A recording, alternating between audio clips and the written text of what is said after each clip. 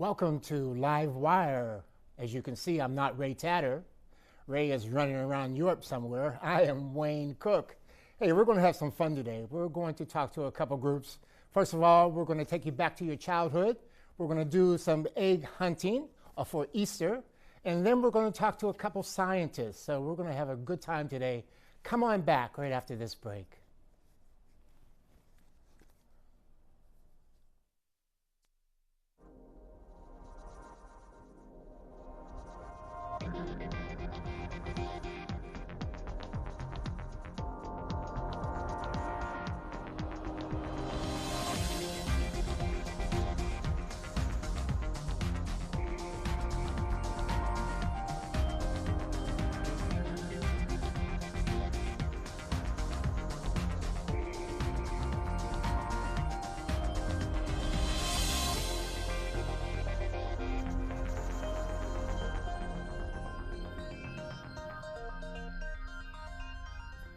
We are back, and I am Wayne Cook, and we are going to go back a little bit into my childhood. I can remember going on Easter egg hunts, and they were a lot of fun. And we have Maria LaFontaine, the name that I just really love. So you are from the Rancho Cordova area, and over at that, which park is this egg hunt going to be? Carmichael Recreation and Park District. And so tell us a little bit about this egg hunt. And it's going to be next Sunday on Easter? Actually, it's going to be Saturday, April 15th. April 15th, the day before Easter. Correct. It'll be at Carmichael Park, located at 5750 Grant Avenue, Carmichael, California. And so what happens at this egg hunt? Well, the egg hunt is mostly an all-morning thing. It starts at 7 a.m. if you want to have breakfast, but the egg hunt itself starts at 10 a.m. And so at 7 a.m., what is that about? The Carmichael Kiwanis Club is going to be hosting a pancake breakfast in which people could come from 7 a.m. to 11 a.m. and eat before the egg hunt. And does that cost money? It does. For adults 12 and over, it's $5, and for 12 and under, it's $3. So that's you get your protein in before you get ready to go and hunt for some eggs, right? Correct. And so what is the age group that then will go and hunt for some eggs? We have 4 different age groups. We have from 0 to 2, which is the little toddlers. Yeah, little. 3 to 4-year-olds, 5 to 6-year-olds, and for the oldest, 7 to 8-year-olds. And what about adults like me? I mean, do we get to hunt for some eggs too? Hopefully you could bring your little toddlers and you could help them capture the eggs. Help them.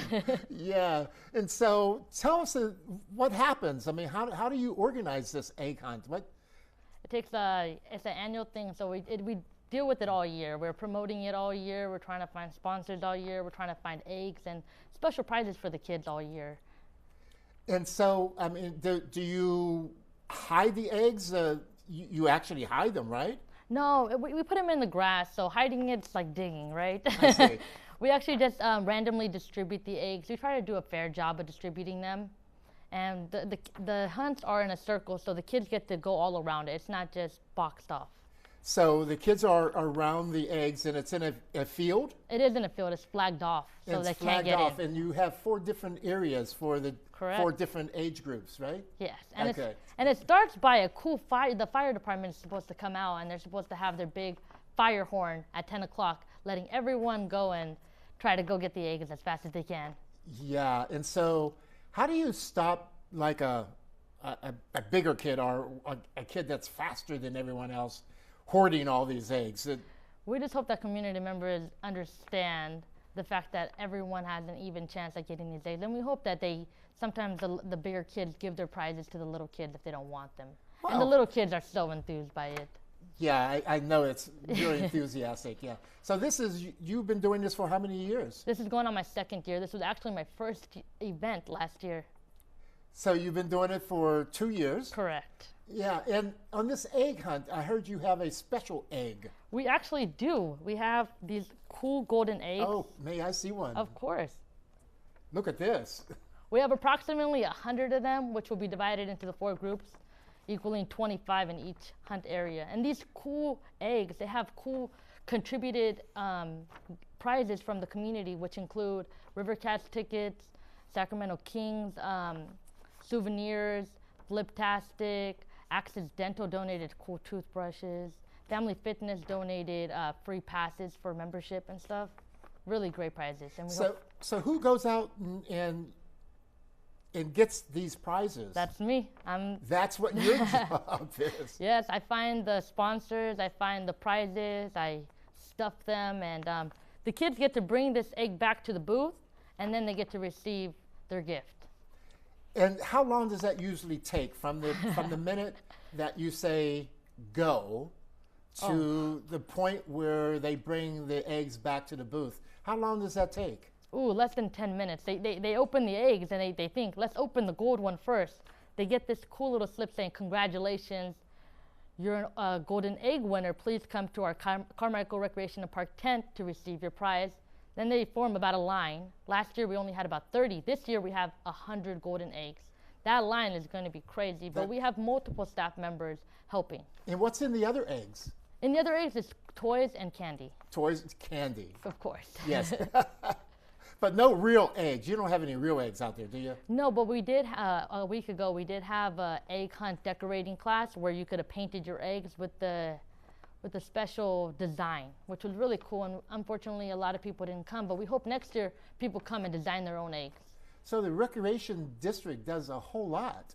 Yeah, the taxpayers do pay for everything, and we try to do the most we can with the money we get. Yeah, so what else do you do in this district? We have our... The egg hunt is just one thing that happens, right? On the 29th, we have our Creek Week event in which we help the community gather stuff out of the creek. We have 16 free summer concerts over the summer in which is free. The community members come and they get to listen to live music. We have our annual 4th of July event. We have our annual Christmas tree lighting event. We have an annual Wall of Honor event in which we thank our police who have fallen in Carmichael Park. The Wall of Honor? Correct.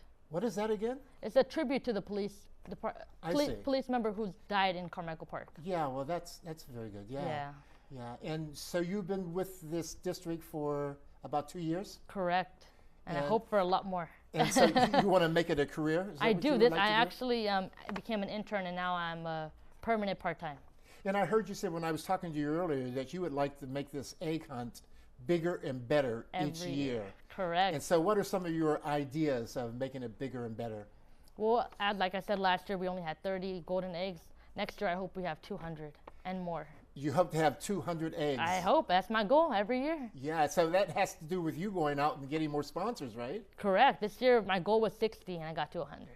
That's pretty good. And you by yourself? Correct, yeah. We contact them, let them know that we want donors and donations, and like I said, the Sacramento Kings were very wonderful. Yeah, and it's Saturday, April 15th at 10 a.m. Yes, Correct. We have that poster there. And it's the pancake breakfast starting at 7 a.m. going to 11. And then I have all the age groups. And then you also have arts and crafts that is happening there Correct. As well. We have vendors, which include Kobars, who's bringing in a bouncy house. Who's coming? Karate. The karate's coming, Taekwondo is coming, Kids Love Soccer is coming, and they'll be there to give information about their organizations. Also, Sacramento Fine Arts is coming, and they'll be having crafts. Carmichael Parks is having crafts too, which we'll be having the kids build this bunny ears. Yeah. And they'll be making this cool little chicken too. That is great. The bunny will be joining us this year as well. The bunny? The bunny, yes. And what does the bunny do? The bunny gets to sit on hay, and the little kids get to sit on his lap. And like Santa Claus? Like Santa Claus, yes, of course. The parents could either take the photos themselves, yeah, or we take them for them and post them on our Facebook, which you could download. Yeah, that's really good. Yeah. And the Jelly Bean Factory is one of our sponsors, which donated about 600 little packets of jelly beans, which will be distributed on Easter as well.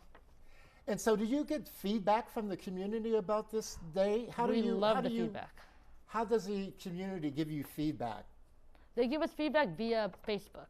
Via Facebook page? Yeah, they give us feedback about, hey, maybe you guys shouldn't have the fence in the background. Hey, maybe we should have more eggs, and we take that into full consideration. And what is your Facebook page? What is it? Carmichael Park. Carmichael Park. Carmichael Park? Carmichael Recreation Park. Just search it and we'll find us. Okay, all right, yeah. And it sounds like a wonderful day. You're going to wear these kids out. They're going to wear me out. They're going to wear you out. And you said how many people beside you? Approximately, we have about 30 volunteers, and approximately we have 2,500 people show up to this event. 2,500 people. Approximately. That's quite a few people. Yeah. And you said the fire department comes out as well. Correct. They come out, they show people their cool truck, let people touch stuff, give out stickers, and then they're the ones who fire the siren to let the hunt begin. And how do the kids feel, the ones who don't get one of these golden eggs? How do they feel? I don't know, actually. No? I don't know how they feel, but I know that last year when they came and they didn't get a prize or they didn't get eggs, we gave them special little eggs. We gave them a little stuffed animal or something. So you make everyone feel welcomed, of course. Feel welcome. And we want everyone to feel like they're a winner at the end of the day. Yeah, everyone's a winner. Everyone is a winner. Even if you only get a couple pieces of candy, you still got something that someone didn't get. Well, it sounds like the district is a winner as well. It sounds like this is a wonderful district to work for, actually. And 2 years, but you're planning on being there for the rest of your career. I plan on getting my bachelor's then. Becoming a supervisor myself one day. Yeah, so I'm looking forward to. I think it's going to be a wonderful event. Thank you so much. And I really appreciate your coming out here and spending some time with us. And I think that the event's going to be beautiful. Are you going to make one of the? I'll be wearing one the day of. I promise. You'll be wearing one. I'll be wearing one. Yeah. Just like this. And I just want to say thank you guys for having me out here. I really do appreciate that. We want to thank our sponsors for making this possible. We want to thank all our donors for contributing. Well, thank you for coming too. Thank you. We appreciate it. Thank you. Thank you for coming.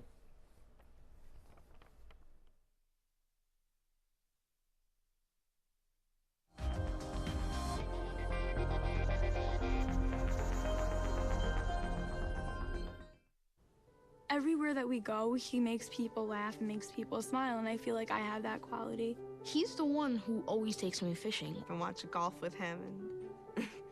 I watch him cook, because when I grow up, I want to be a cook too. We have the same faces like this.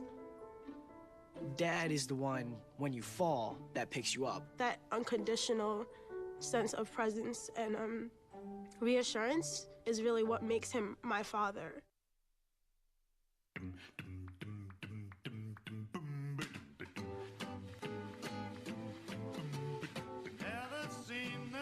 There's a quiet battle happening on our streets. Pedestrians are acting indestructible. And drivers act like they own the road. They're both wrong. Be aware, be alert. Pedestrians don't have armor. A message from the California Office of Traffic Safety. Me and my boy Matt had it good. He had catnip that was off the hook. But one day, he brings a girl home, and she's allergic to cats. Every sneeze was a nail in my coffin. Now I'm in a shelter. It's decent, but they don't even have Wi-Fi.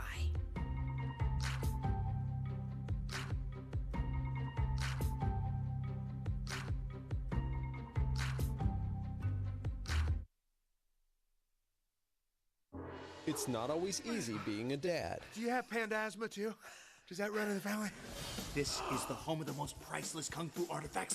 But when you make an effort... Dad, we're not supposed to touch anything. Oh, sorry. Go long, son! It's always worth it. Whoa! The smallest moments can have the biggest impact on a child's life. Take time to be a dad today. I am gonna get you. I'm gonna get you. Call 877-4DAD-411 or visit fatherhood.gov to learn more.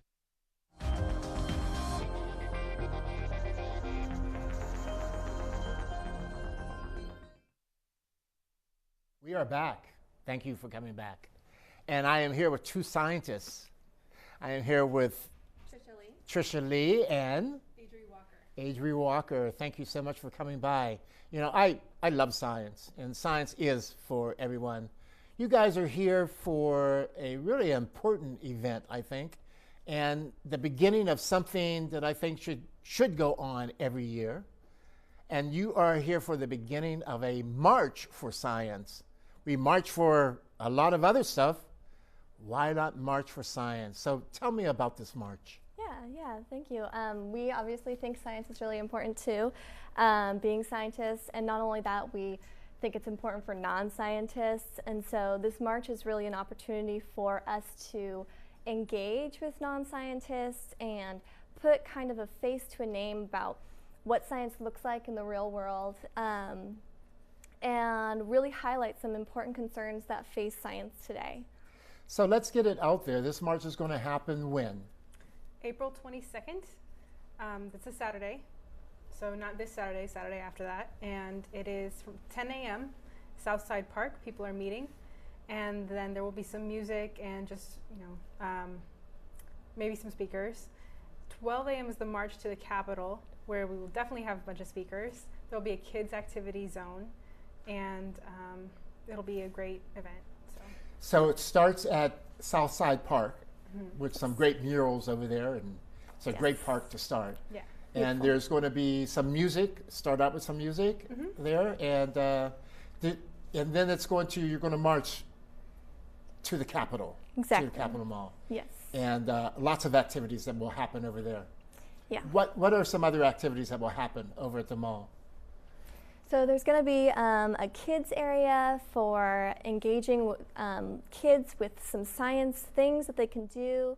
There's also going to be different tables, a voter registration table, because again, this is a really important outreach opportunity to help people understand how science impacts them on a day-to-day basis, because it really does impact everyone on a day-to-day basis. And we hope that by understanding how science impacts people, that they'll be able to then take that message with them when they leave the march. And registering to vote is one of those ways that when you get to the voting booth and you understand how science impacts you on the day-to-day basis, then you will be able to make an informed decision. Why this year? Why a march this year? Something going on that you find it necessary that there has to be a march? Absolutely. So the current administration in Washington, D.C. Has sort of had some unprecedented levels of suppression of scientific facts, and sort of trying to shut down climate science monitoring, and other areas are affected as well. So there's some organizations that are... There's some national... organizations that are being threatened in terms of being shut down. Yeah, so NASA, they do some monitoring of the climate. The EPA, the Environmental Protection Agency, they do a lot to protect our air, our water, and our lands and our food.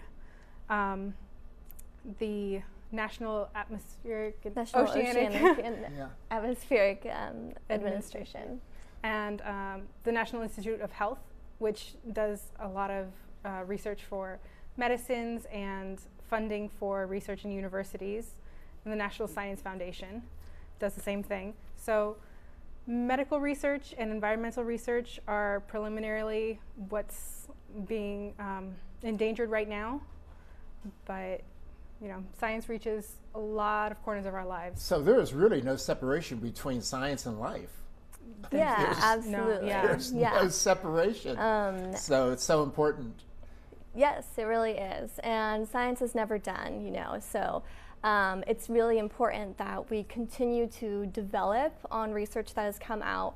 And although some things may seem really in the weeds and really hard to understand in the scientific realm, it really does come out in the wash that it is really helpful to understand processes, and these federal agencies and governmental agencies, they have a huge hand in understanding how the world works and how that impacts everyone. So do you have posters, T-shirts? Do you have hats like that? Do you have any of that stuff that will that people can buy or leave with? Or so if you go to marchforsciencesacramento.com, or if you search for March for Science Sacramento, you'll find at the top of the page there's an opportunity to look at the T-shirts for sale. That the proceeds go to help the march pay for permits and Porta potties. Yeah.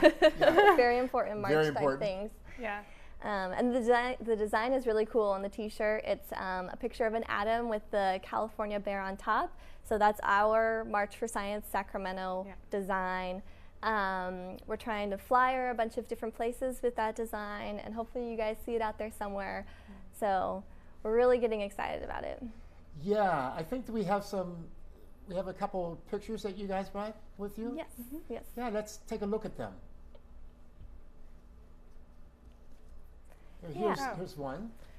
Save the fish. Yeah, so these signs were made by some supporters of the march. This is the El Dorado Progressives community, and they made all these different wonderful signs that they're going to bring with them to the march to show what speaks to them about preserving scientific funding. So this one's CO2 showing ocean acidification, and then promoting renewable energy, which again is made vastly possible by federal funding, and becoming self-reliant in energy. So a lot of really wonderful thought went into these. Into those, yes. Yeah. Wow. Yeah. There's quite a few. Yeah, they had a poster party. Yeah. Which is fantastic. Yeah. So are all these posters going to be on display down there? Yeah. So hopefully you'll see these again at the march when you come out. And we really encourage everyone to make their own signs also. So there's going to be a place where where people can be able to make their own signs? So we actually are hoping that people will make them before they show come up. and hold them up as they march. Exactly. So and just put whatever scientific facts speak to you and what really excites you about science and why you want to participate in this march with us. Yes. Now, where's your office? So this is really interesting. We're actually just a group of volunteers. Yeah, it's just a bunch of people from the community. So there have been a couple organizations that have hosted meetings, but there's no actual office in Sacramento. What? You guys aren't paid? Oh no, I know, it's crazy, right? Unpaid you protesters. You mean you're just community volunteers? You're not paid? It's true. It's true. We're a group of people who are really passionate about science. And so you love science that much, huh? Yes, we really do. And so when you get together, how do you get together? Do you get together through what? So we've been fortunate enough that many people have offered up their work space for us to just get together and hash out details.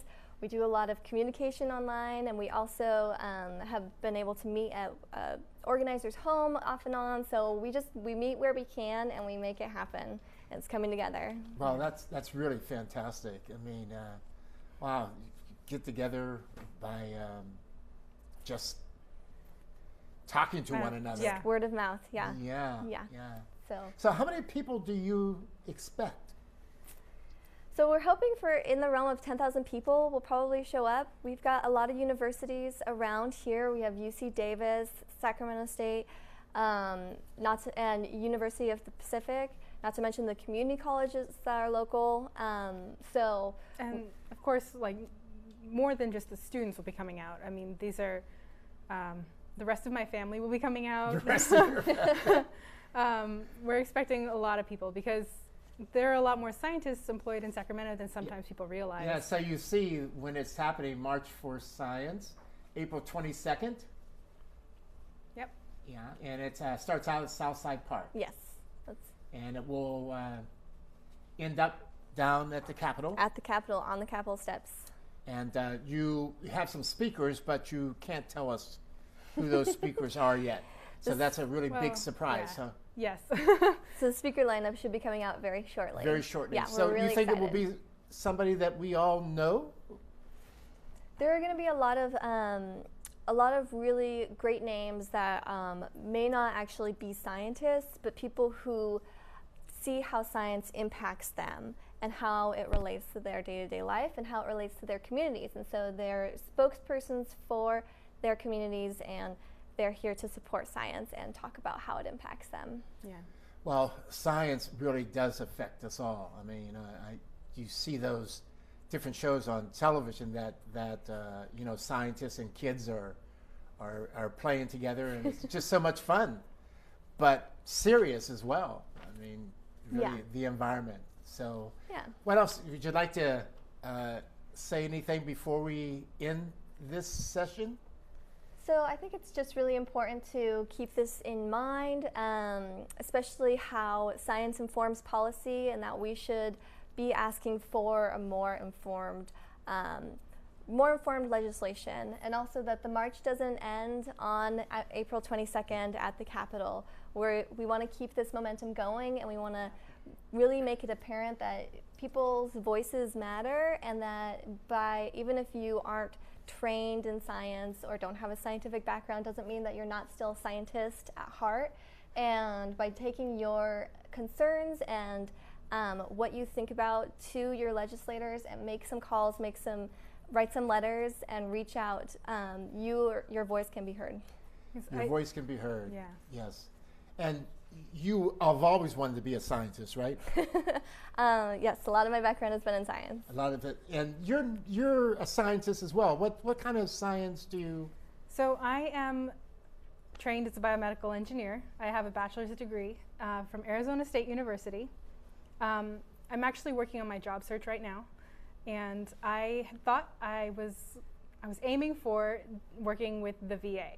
So I wanted to help with keeping the medical equipment up to date in the region. They had a recent college graduate hiring program where they trained biomedical engineers to sort of take care of their medical equipment regionally, which was fantastic. It's really exciting. It's a way that I could give back with my degree, and been looking forward to it. It turns out that the federal hiring freeze has really impacted that process, and I don't know if any job positions will open up this year. Well, we wish you luck.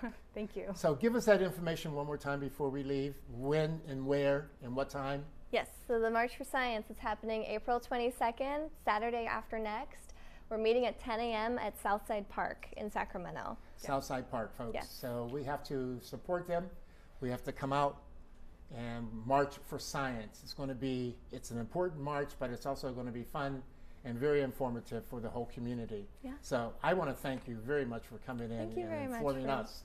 Yeah. And I want to thank you for joining us for this day for us. So thank you very much, and we'll see you next time. Thank you.